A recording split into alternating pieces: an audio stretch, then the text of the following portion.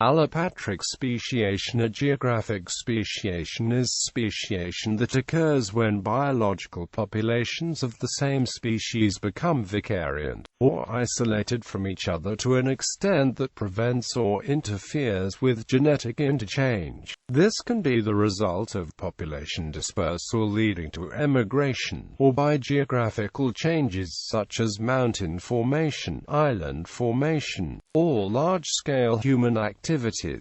The vicariant populations then undergo genotypic or phenotypic divergence. As they become subjected to different selective pressures, they independently undergo genetic drift, and different mutations arise in the gene pools of the populations. The separate populations over time may evolve distinctly different characteristics. If the geographical barriers are later removed, members of the two populations may be unable to successfully mate with each other, at which point the genetically isolated groups have emerged as different species. Allopatric isolation is a key factor in speciation and a common process by which new species arise. Adaptive radiation, as observed by Charles Darwin in Galapagos finches, is a consequence of allopatric speciation among island populations. Isolating mechanisms. Allopatric speciation may occur when a species is subdivided into geographically isolated populations. Such separation commonly is referred to as vicariance. Allopatric and allopatry are terms from biogeography, referring to organisms whose ranges are entirely separate such that they do not occur in any one place together. If these organisms are closely related, such a distribution is usually the result of allopatric speciation. Separation may be attributed to either geological processes or population dispersal. Geological processes. Geological processes can fragment a population through such events as emergence of mountain ranges, canyon formation, glacial processes, the formation or destruction of land bridges, or the subsidence of large bodies of water. On a global scale, plate tectonics is a major geological factor that can lead to the separation of populations to result in the distribution of species. Approximately 50,000 years ago, the Death Valley region of the western United States had a rainy climate which produced an interconnecting system of freshwater rivers and lakes. Climatic changes resulted in a drying trend that has continued for the last 10,000 years. As the lakes and rivers shrank, fish populations became geologically isolated. The few remaining springs are currently home to a variety of fish, many sharing a close common ancestor, yet each has uniquely adapted to its own particular pool. The extent to which a geological barrier can effectively isolate a population correlates to the mobility of the organism or its offspring. For example, physical barriers such as canyons may effectively block migration and dispersal of small mammals, however, have little impact on flying birds or wind-borne seeds. Population dispersal. Population dispersal is used to describe migratory events, either in the form of range expansion or jump dispersal, which may lead to genetic isolation. If the smaller population fragment becomes genetically isolated from the parental group, it may be subjected to its own unique mutations, selection forces, and genetic drift effects. Thus, it will follow its own evolutionary pathway. Migrations or accidental relocations may lead to population fragments, whereby groups merely become separated by distance. Once gene flow between the two groups is disrupted, speciation becomes a possibility.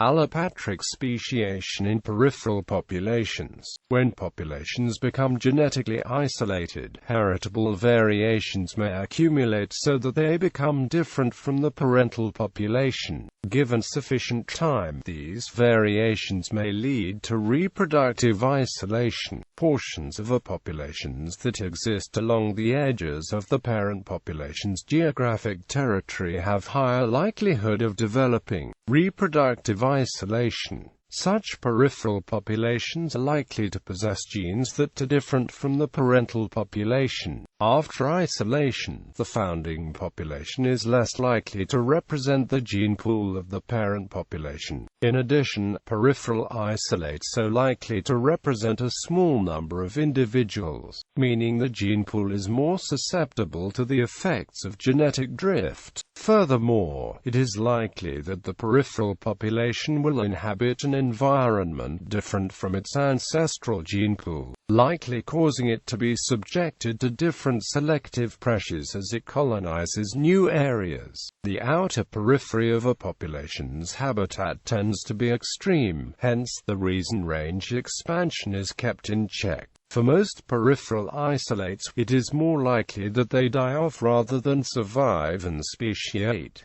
Genesis of reproductive barriers. Adaptive divergence may occur when a population becomes geographically divided, followed by an accumulation of genetic differences as they adapt to their own unique environments. Reproductive barriers do not evolve as a consequence of external forces that drive populations towards speciation. Rather, the evolution of reproductive isolation, leading to speciation, is generally thought to be an incidental byproduct of genetic divergence, particularly adaptive changes that evolve through natural selection in response to different environmental conditions in separate geographic areas. The biological species concept, proposed by Ernst Mayr in 1942, emphasizes reproductive isolation as the basis of defining a species. The definition states, a species is defined as a population, a group of populations whose members have the potential to interbreed with one another in nature and to produce viable offspring, but cannot produce viable, fertile offspring with members of other species.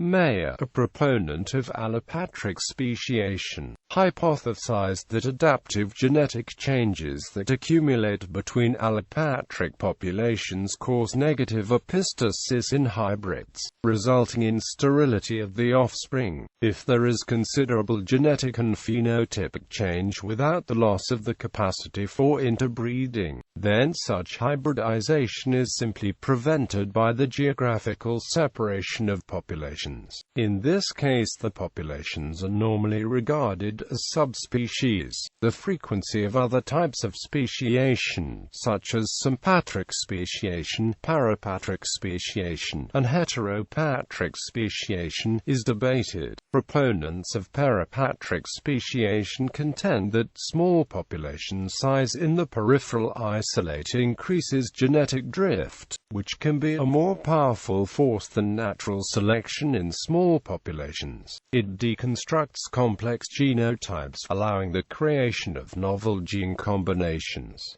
Both forms need not be mutually exclusive. In practice, passive isolation or fragmentation as well as active dispersal seem to play a role in many cases of speciation. Alternative modes of speciation. Sympatric speciation represents an alternative method of speciation that does not require physical separation. Instead, speciation occurs within a population sharing the same geographic boundaries.